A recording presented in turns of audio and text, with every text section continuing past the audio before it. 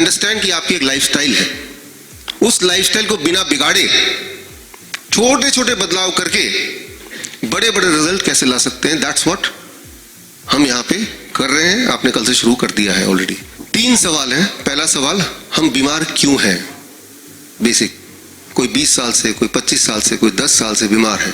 दुनिया की सबसे ज्यादा दुखदाई बात है यह है बीमार रहते हुए जिंदा रहने की कोशिश में लगे रहना। दिमाग में आता ही नहीं कि हम ठीक भी हो सकते हैं, इतना समय हो गया बीमारी होते हुए, राइट। तो मेरी जो शुरुआत हुई थी in this field, till the time I think 32 years of my age, irritable bowel syndrome. आप में से भी बहुत सारे लोग हैं इस वाले बैच में इरिटेबल बाउल सिंड्रोम के पेशेंट्स, और मुझे ऐसा लगता था कि इसी के साथ तो जिंदा रहना है, यही मेरी एक तासीर है, I have to live with irritable bowel syndrome. ऐसा बता भी दिया था और मैंने देखा भी ठीक तो नहीं रहा। I have been trying all the things. फिर I started doing research on myself, और 1-2 छोटे छोटे बदलाव किए मैंने। उनमें एक बदलाव जो मैं अभी आपको बता देता हूं वो ये कि जैसे ही मैंने एनिमल प्रोटीन छोड़ दिया। एनिमल प्रोटीन क्या है? जो भी चीज जानवरों से आती है। अच्छा, डेयरी प्रोडक्ट एनिमल प्रोटीन है कि प्लांट प्रोटीन है? हाँ, समझ गया आप। जैसे ही छोड़ा, उस दिन से लेके अबाउट 15 डेज मोर लगा लीजिए, तब से लेके आज, इस साल मैं 50 साल का हो जाऊंगा, दोबारा कभी नहीं हुआ। तो सवाल ये आता है कि अगर वही वाली छोटी सी बात किसी ने मुझे बच्चों ने बता दी होती, राइट, तो यानी कि मेरा वो जो 32 साल खराब हुए वो खराब नहीं होता, अच्छा रहता, हेल्थ अच्छी रहती है ना। बात तो छोटी सी है। तो अब इसका मतलब यह है कि आप में से जो लोग इरिटेबल बाउल सिंड्रोम के पेशेंट हैं, उनको क्लू मिल गया क्या करना है आपको। पहला क्लू तो ये मिल ही गया, राइट। हाँ, ये नहीं करेंगे तो सोल्यूशन नहीं है ना, करना तो पड़ेगा इसको। तो in my life it is 0 animal protein, मतलब जो भी चीज जानवरों से आती है वो मैं लेता नहीं। कभी रेयरली कभी ले लिया तो उससे फर्क नहीं पड़ेगा कभी, but it should not be part of a routine. सवाल पहला कि हम बीमार क्यों हैं, लगातार बीमार हैं, वो तो आपने आपके प्रोफाइल में अपने सबने लिखा ही है, 10 साल 15 साल 20 साल। दूसरा, ठीक क्यों नहीं हो रहे अगर है भी तो। तीसरा, ठीक कैसे हो। यही 3 सवाल के जवाब हम ढूंढने की कोशिश करेंगे। इसको ढूंढने के लिए पहले सवाल को कि हम बीमार हैं ही क्यों, at the very first place, तो वो एक क्लॉक है, हाँ, सर्केडियन क्लॉक, वो आप लोगों में भी डिस्ट्रीब्यूट कर देंगे और उसके माध्यम से will try to understand the first thing. आपके पास, जिनके पास घड़ी आ गई है, उसको अगर देखेंगे तो उसमें टाइम दिख रहा है, लेकिन इंपॉर्टेंट बात यह है कि टाइम जो है वो सबका अलग अलग दिख रहा है ना। इस वक्त आपके हाथ में एक घड़ी है, इसे बोल सकते हैं हम सर्केडियन ट्रायंगल वॉच। एक खास तरह की घड़ी आप सबके हाथ में है और टेबल क्लॉक है। इसमें सबसे अनयूजुअल बात यह है कि सबके टाइमिंग एक दूसरे से अलग अलग है, रियल टाइम किसी का भी नहीं है। यह आपने अभी महसूस किया, किसी के घड़ी में 2 बज रहे हैं, किसी के घड़ी में 10 बज रहे हैं, है ना। अब इंपॉर्टेंट बात यह है, इमेजिन कीजिए एक सिचुएशन कि आपके पास टाइम को देखने के लिए सिर्फ एक ही तरीका है, वो है सीए घड़ी, और आपके पास कोई और घड़ी नहीं है, कोई और रेफरेंस पॉइंट नहीं है अपने टाइम को मैनेज करने के लिए। आप सिर्फ इसी घड़ी को देख के ही आप सब कुछ टाइम को, आप टाइम का रेफरेंस आप लेंगे कि अभी कितने बजे होंगे। मान लीजिए आपके हाथ में जो घड़ी है उसमें दिखा रहा है कि वो 9 बजे, जबकि एक्चुअली वो 11 बजे हैं दुनिया में। अब अपने घड़ी जो अभी आपके हाथ में है उसको रेफरेंस मान के अगर आप अपने लाइफस्टाइल, दिनचर्या को डिसाइड करेंगे तो क्या होगा कि हर जगह आप लेट पहुंचेंगे, है ना। आपके घर में जो स्कूल में जाने वाला बच्चा है वो स्कूल लेट पहुंचेगा, आपके घर में जो ऑफिस जाने वाला आदमी है वो ऑफिस लेट पहुंचेगा। तो अब मान लो आपको शिकायत मिलती, बच्चा बोलता रोज मुझे बाहर खड़ा कर देते हैं, स्कूल में जाने नहीं देते हैं, डांट पड़ती है। आपने सोचा इस प्रॉब्लम को सॉल्व किया जाए, बाहर खड़ा कर देते हैं, डांट पड़ती है, घुसने नहीं देते, दीज आर ऑल सिम्टम्स। ये कॉज नहीं है, ये आउटकम है, सिम्टम्स है। आपने इन सिम्टम को कंट्रोल करने के लिए क्या किया, जुगाड़ बिठाया, प्रिंसिपल से बात की, उन्हें थोड़ा रिश्वत दी या किसी से फोन करवा दिया। अल्टीमेट डिसाइड हुआ कि आप बच्चा कभी भी है हम उसको इन कर लेंगे और उसको हम डांटेंगे भी नहीं, चलता रहेगा। आपने को लगा कि मैंने प्रॉब्लम सॉल्व कर दी, और टाइम टू टाइम डिसाइड किया कि आपने थोड़े थोड़े दिन बाद प्रिंसिपल को कुछ ना कुछ गिफ्ट भिजवा दिया करेंगे। समझ रहे हैं आप इशारा? वो जॉब वाले की जॉब चली गई तो एक और जॉब दिला दिया, लेकिन उस जॉब में भी सेम ही प्रॉब्लम आने वाली है if the watch is the same, right?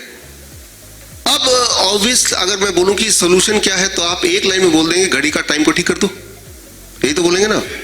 जैसे इस घड़ी का रेफरेंस टाइम ठीक कर देंगे तो सारे लोगों का एक ही साथ प्रॉब्लम सॉल्व हो जाएगा ना उसी दिन से। तो आप इशारा समझ रहे हैं कि भाई प्रॉब्लम या जो कॉज है that can be one, but उसकी वजह से हर एक की जो बीमारियां दैट कैन बी मेनी, और बीमारी के सिम्टम को देख के, डायग्नोस्टिक को देख के तब उसको सॉल्व करने से अगर सॉल्व हो जाता तो लगातार 10 साल से आपको जूझना नहीं पड़ता, 20 साल 30 साल से उस बीमारी से या उस दवाइयों से जूझना नहीं पड़ता ना फिर, क्योंकि वो तो सॉल्व हो गया, राइट? तो जिस तरह से आपके घर में एक घड़ी है, सबके घर में है, उस घड़ी को रेफरेंस पॉइंट बना के और बाई चांस वो घड़ी ठीक टाइम दिखाती है, आपका लाइफस्टाइल ठीक चलता है। ठीक उसी तरह से, एग्जैक्टली उसी तरह से, according to the Nobel prize winning science 2017, हमारे बॉडी के हर ऑर्गन में भी एक घड़ी है जिसे बोलते हैं सर्केडियन क्लॉक। हमारे बॉडी के हर ऑर्गन में एक घड़ी है, एक टाइम टेबल बना हुआ है उसका, इंट्रिंसिक टाइम टेबल। ये बहुत ही इंटरेस्टिंग, बहुत ही इंपॉर्टेंट है। इंटरेस्टिंग इसलिए क्योंकि इसको ठीक करने के लिए ज्यादा कुछ करना नहीं पड़ेगा। कोई भी ऐसा काम जिसमें आपको मेहनत करना पड़े तो वो इंटरेस्टिंग नहीं हो सकता। जो मेहनत ना करना पड़े और रिजल्ट शानदार आ जाए तो वो इंटरेस्टिंग हो सकता है। तो अब जो आप देखने जा रहे हैं, सुनने जा रहे हैं, it is very very interesting. आपके बॉडी के हर ऑर्गन में उसका अपना एक टाइम टेबल क्लॉक है। ये नोबेल प्राइज विनिंग साइंस है, ये कोई मेरा खोज नहीं है, जिसे बोलते हैं सर्केडियन क्लॉक। उस क्लॉक को अगर छेड़ दिया जाए तो वो जो ऑर्गन है वो बाकी ऑर्गन से अलग रास्ते में चलने लगे। हमारे बॉडी के हर ऑर्गन में देयर इज ए क्लॉक। तो न केवल हमें यह देखना है कि हमारे ऑर्गन्स ठीक से काम करें, बल्कि आपस में तालमेल होकर काम करें। इसे कहते हैं सर्केडियन क्लॉक।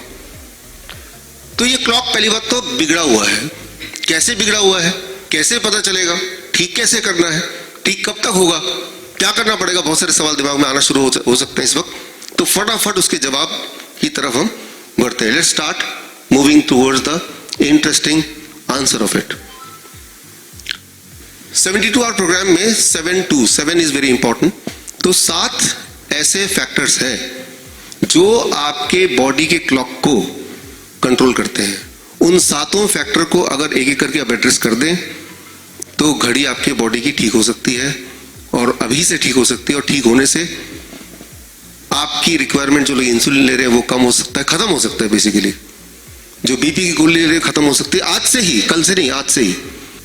हमारी बॉडी ऐसे बनी है कि रात को हमें कुछ नहीं दिखना चाहिए और दिन को हमें सब कुछ दिखना चाहिए, मैक्सिमम उजाला होना चाहिए। इस तरह से हमारी बॉडी बनी है। हमारे बॉडी के बायोलॉजिकल क्लॉक इस तरह से बने हैं, और उसको जब छेड़ देंगे कि रात को हम देख पा रहे हैं तो हमारा जो बॉडी के ऑर्गन है दे गेट कंफ्यूज्ड।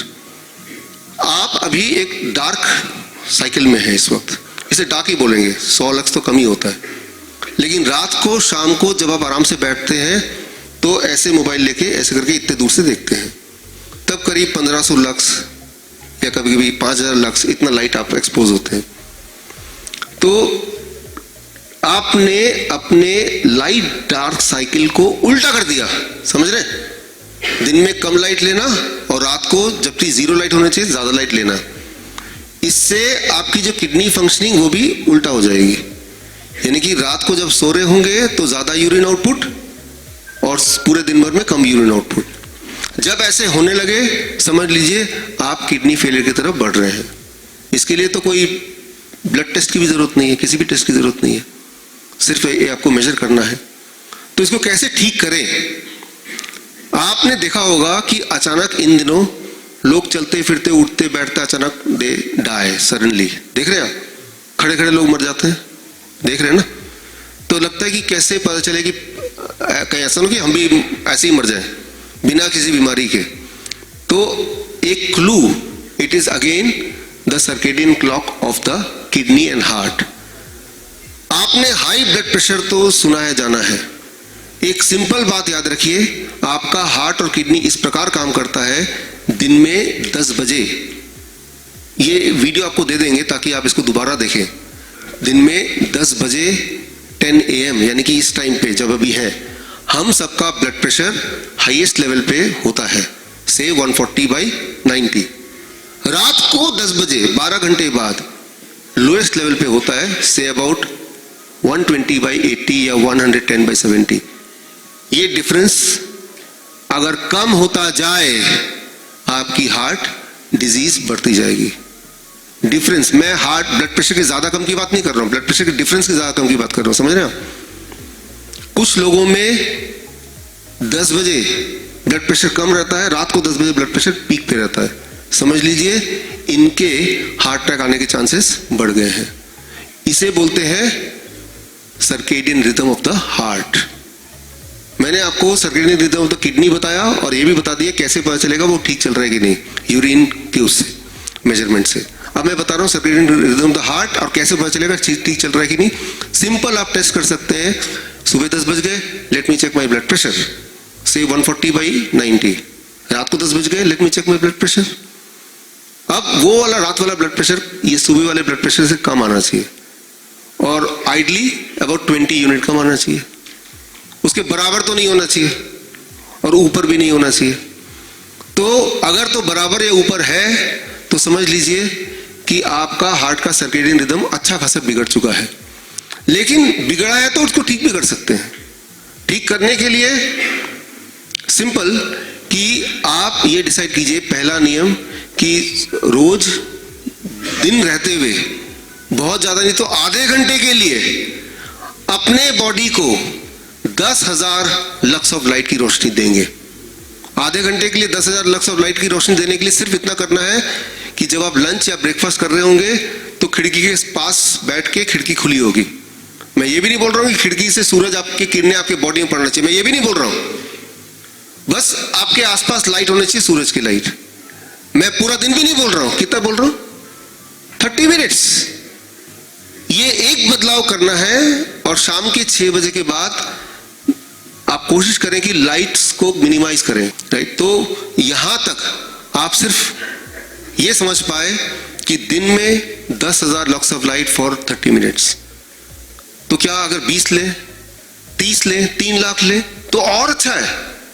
जो लोग आप में से डिप्रेशन के पेशेंट हैं, जो लोग डिप्रेशन की दवाई ले रहे हैं, एक बात याद रखिए, आधे घंटे धूप में अगर आप खड़े होते हैं, धूप में भी छोड़िए, ब्राइट लाइट लेते हैं, राइट। डिप्रेशन की मेडिसिन में जितना जो मेलेटोनिन बनता है वो बॉडी बनाने लग जाएगी सिर्फ लाइट सोर्स को बढ़ा देने से। और ये डिप्रेशन के पेशेंट के लिए नहीं है, सभी के लिए है। क्योंकि दिन में लाइट ज्यादा, रात में लाइट कम, जैसे ये करेंगे आपकी नींद अच्छी आने लगेगी। और आप सबको पता है कि नींद अच्छी आएगी तो बहुत सारी प्रॉब्लम वैसे ही सॉल्व हो जाती है। नींद अच्छे आने का मतलब ये भी कि आप बार बार उठ नहीं रहे टॉयलेट के लिए। That means kidney also must be working fine. हमारे बॉडी के जितने सारे ऑर्गन हैं उनको जो क्यू मिलता है, क्लू मिलता है, जिस तरह से मैं आपको एक एग्जांपल देके बताता हूं। आप किसी भी देश में जब उतरते हैं, जैसे आप मोबाइल को ऑन करते हैं तो मोबाइल इंटरनेट पे जाते ही क्या करता है, वहां के देश का टाइम ले लेता है ना, कैच कर लेता उसी वक्त। अब आप वो वाले टाइम फ्रेम में, टाइम जोन में आ गए। ठीक उसी तरह से जब आपकी आंखें लाइट से एक्सपोज होती है तो बॉडी के जो अंदर के ऑर्गन है वहां से क्यों लेते हैं कि ये दिन है कि रात है। और बॉडी में सेटिंग है कि जैसे दिन में कॉर्टिसोल नाम का एक हार्मोन को ज्यादा प्रोड्यूस करना है और रात में मेलेटोनिन नाम का हार्मोन को ज्यादा प्रोड्यूस करना है। तो लेकिन वो कब दिन है कब रात है कौन बताएगा बॉडी को, वो ये लाइट बताएगी। और लाइट का एक्सपोजर का रिस्पॉन्सिबिलिटी किसकी है, वो हमारी है। तो आप यहाँ पे देखें कि इंसान जैसे जैसे मॉडर्न होता जा रहा है वैसे वैसे वो बीमार भी पड़ता जा रहा है। बिकॉज नेचर का जो रिदम है उस रिदम में हम अपना टांग अड़ा रहे हैं एक तरह से, राइट। तो कोशिश ये होनी चाहिए, सनसेट हो गया, now you should be in minimum light. At least कोशिश कर सकते हैं जब तक हम पूरी तरह ठीक ना हो जाए। जिसको बॉडी में बहुत ज्यादा पेन है, जिसको नींद नहीं आती, जो डिप्रेशन में है, स्लीपलेसनेस की प्रॉब्लम, इंसोम्निया है, उन लोगों को तो करना ही चाहिए।